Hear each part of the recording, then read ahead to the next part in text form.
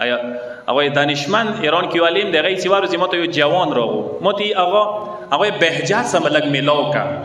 لګ مو تبوزا مو ته هغه بهجت ته څه کوي څه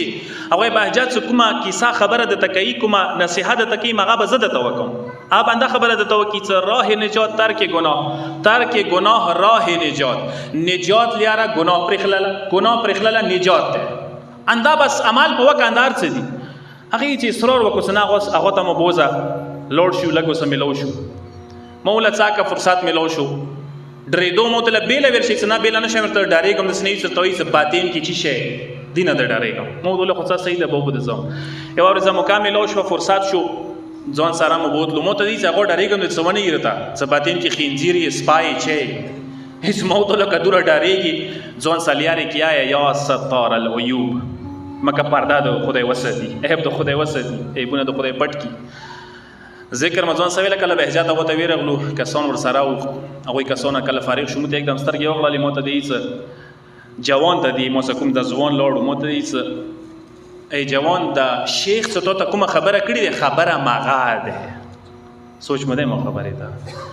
د شیخ څه کوم خبره ده تکړی ده د مولانا دانشمند څه وسلوړغه دانشمند نمیږي دا څه ته سره غلې دي ته کوم خبره ده تکړی ده خبره ماغه ده یعنی څه یعنی مخکې نه خبرو څه راه نجات ترک گناه راه نجات که غواړي نجات حاصل کی گناه پرې دا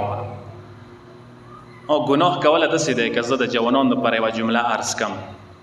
امو تاسو معاشري کې یو کس خونه جوړه کی خواره او سیوه کې زحمتونه وکي رنگونه ویر کې کمپلیټ شي څور زیبادو سي بلډوزر اوري مکمل چکه کی غر پري کې مو د سعودي ایو مو دوی جاهل ده پاگل ده لیوانای ده انداو تیو کنه خو منټل ده خونه جوړه کا تکلیفونه وکړه خواره وکړه پیسې په خرج کی دوباره یې ویرانه کړه اندي شان سره د خدای په نظیر کې هغه کاس ده څنګه عملونه کوي چټو سه ګناهونه کوي عبادت کوي بندګي کوي چټو سه لګیا ده ګناهونو سه دوباره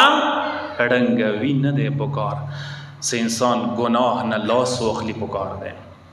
توفیقات علی رضی انسان ته